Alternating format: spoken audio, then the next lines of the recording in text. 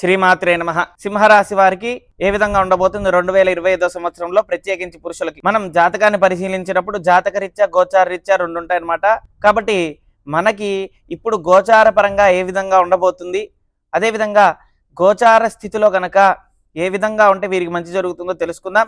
ముందుగా వీరి దైవగణం, రాక్షసగణం, అదేవిధంగా మనుష్యగణానికి చెందిన వారనమాట. ఎక్కువ శాతం దైవతా సంబంధించిన వర్గానికి చెందిన వారై ఉంటారు. కాబట్టి అన్నిట్లో కూడా ఆధ్యాత్మికమైన విషయాలు ఎక్కువగా ఉండటం, జాలి, దయ, ప్రేమ, ఆప్యాయత ఎక్కువగా ఉంటుందన్నమాట. ఏ పని చేసినా కానీ అన్నిట్లో ముందుండాలనే ఆలోచన ఎక్కువ ఉంటుందన్నమాట. అన్ని రంగాల్లో కూడా వీరు రాణించగలుగుతారు. అదేవిధంగా వీరికి ప్రత్యేకించి వ్యాపార ఉద్యోగ పరంగా చూసుకుంటే ఏ వృత్తి అయినా సరే వీరికి ఖచ్చితంగా కూడా తొందరగా వచ్చేస్తూ ఉంటుందన్నమాట. అవలీలగా నేర్చుకోగలుగుతారు. ఎలాంటి విద్యనైనా సరే తొందరగా అభ్యసించగలుగుతారనమాట. వ్యాపార పరంగా కూడా అన్నిట్లో కూడా ఖచ్చితంగా ముందడుగు వేసే అంత స్థితి వీళ్ళలో ఉంటుందన్నమాట. వీరికి ఎలాంటి వ్యాపారమైనా సరే ఖచ్చితంగా కూడా ముందడుగు వేసి ఆ వ్యాపారంలో నైపుణ్యం సాధించగలుగుతారనమాట. అయితే ఇప్పుడు ఈ యొక్క మాసంలో, ఈ యొక్క సంవత్సరంలో ఎలా ఉండబోతుందో తెలుసుకుందాం. ముందుగా వీరికి ప్రత్యేకించి ద్వితీయంలో కేతువు, అదేవిధంగా అష్టమంలో రాహు ఉన్నాడనమాట. రాహువుతో పాటు కలయికతో ఉన్న శుక్రుడు, అదేవిధంగా సప్తమంలో ఉన్న శనిగ్రహం, అదేవిధంగా షష్టమంలో బుధుడు. ఈ గ్రహస్థితులు వీరు ఏం తెలియజేస్తున్నాయి, వీరేం చేసుకుంటే మంచిది, వీరికి అన్నిట్లో కూడా కలిసి వచ్చే అంశం ఏంటిది అన్ని కూడా తెలుసుకుందాం. ద్వితీయంలో కేతు ఉండటం వల్ల కుటుంబ సంబంధించిన విషయాల్లో పురుషులైనా సరే చాలా జాగ్రత్తగా ఆచితూచి అడుగు వేయాలి. మౌనంగా ఉండటం మంచిది. అనవసరమైన మాటలు, అనవసరమైన చర్చలు, కుటుంబ సంబంధించిన విషయాల్లో ఖచ్చితంగా కూడా తలదూర్చకూడదు. ఎలాంటి విషయాల్లో అయినా సరే మౌనంగా ఉంటే మంచిదనమాట. అనవసరమైన ఆలోచనలు పెట్టుకొని అనవసరమైన ఇబ్బందులు పడాల్సి వస్తుందన్నమాట. కుటుంబ వ్యవహారంలో చాలా జాగ్రత్తగా ఆచితూచే అడుగు వేస్తే మంచిది. ఎవరు ఏంటి అనేది మనకి ఖచ్చితంగా కూడా ఈ సమయంలో తెలిసే అవకాశం ఉందన్నమాట. కుటుంబ వ్యవహారంలో చాలా కూడా మనస్పర్ధలు వచ్చే అవకాశం ఉంది. ఆచితూచి అడుగు వేయండి. మాట్లాడేటప్పుడు మౌనంగా ఉండటం మంచిది. అనవసరమైన మాటలు మాట్లాడకుండా ఉంటే కుటుంబ వ్యవస్థ మొత్తం కూడా మంచి సఖ్యతగా ఉంటుందన్నమాట. అదేవిధంగా అష్టమంలో రాహు శుక్రతో కలయికతో ఉండటం వల్ల తెలిసి కానీ తెలియక కానీ గాలి మాటలు ఎక్కువ వినాల్సి వస్తుందన్నమాట. లేనివన్నీ కూడా ఊహించుకోవడం, ఉన్నది లేనట్టు లేనిది ఉన్నట్టుగా ఊహించుకోవడం, అనవసరమైన మాటలు మాట్లాడుతూ ఉండటం, అదేవిధంగా బయటికి వెళ్ళినప్పుడు గాలి ప్రభావాలు, నరదృష్టి, నరఘోష ఇలాంటివి ఎక్కువగా ఆపాదించడం జరుగుతుందన్నమాట. వచ్చే అవకాశం చాలా ఉంది కాబట్టి చాలా జాగ్రత్తగా ఆచితూచి అడుగు వేస్తే మంచిదన్నమాట. షష్టమంలో బుధుడు ఉండటం వల్ల ఉద్యోగపరంగా మీకు చేతి వరకు వచ్చి కూడా ప్రమోషన్లు ఖచ్చితంగా కూడా చేజారిపోయే అవకాశం 100% కనపడుతుంది. దానికి కారణం మీ యొక్క నోరే అనమాట. మీరు చాలా జాగ్రత్తగా ఆచితూచి అడుగు వేయండి, మంచిది.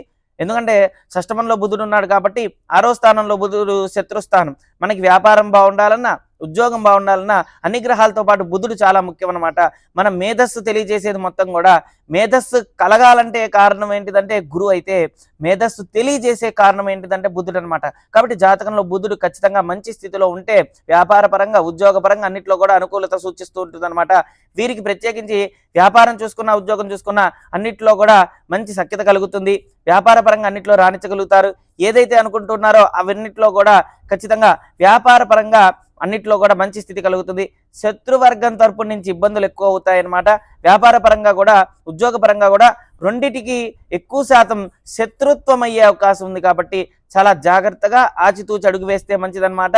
సప్తమంలో శనిగ్రహ ప్రభావం చేత అనవసరమైన మాటలు ఎక్కువగా మాట్లాడడం, భార్యాభర్తల మధ్య సఖ్యత లోపించటం ఇవన్నీ కూడా జరిగే అవకాశం ఉంది. 1-2 సార్లుగా మాట్లాడేటప్పుడు వ్యవహారంతో చాలా జాగ్రత్తగా వ్యవహరించడం మంచిది.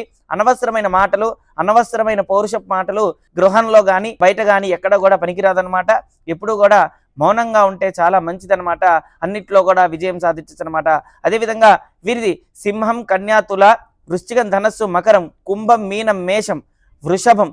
ఎప్పుడైతే దశమ స్థానంలో గురుగ్రహం ఉందో, గురువు ఎప్పుడు కూడా దశమ స్థానంలో చాలా మంచి స్థానం అనమాట. మనకి మంచి భాగ్యస్థానం తర్వాత మనకి లాభస్థానం గురువు అనమాట. లాభస్థానంలో గురువు ఉన్నాడు కాబట్టి మీకు ఎలాంటి సమస్యలైనా సరే అప్పటికప్పుడే పరిష్కారం దొరుకుతుందన్నమాట. అయితే చాలా జాగ్రత్తగా మౌనంగా ఉంటే మంచిది. మీకు కలిసి వచ్చే అంశాలు చాలా ఉన్నాయి. కానీ మీ యొక్క నోటి ద్వారా 10 మందికి తెలియచేయడం ద్వారా ఆ దృష్టి దోషం కానీ దిష్టి దోషం ప్రభావం చేత మీకు వచ్చినవన్నీ కూడా చేతి వరకు వచ్చి పోయే అవకాశం కూడా ఉన్నాయన్నమాట. ఎంత వచ్చినా మౌనం ఉండటం మంచిది. అనవసరమైన మాటలు మాట్లాడుతూ అనవసరంగా గొడవలు పడుతూ ఉంటే కనుక వచ్చినవన్నీ కూడా చేజారిపోతాయన్నమాట. అన్నిట్లో కూడా మరి రావాల్సినవన్నీ కూడా ఆగిపోయే సమస్యలు ఎదురవుతాయన్నమాట.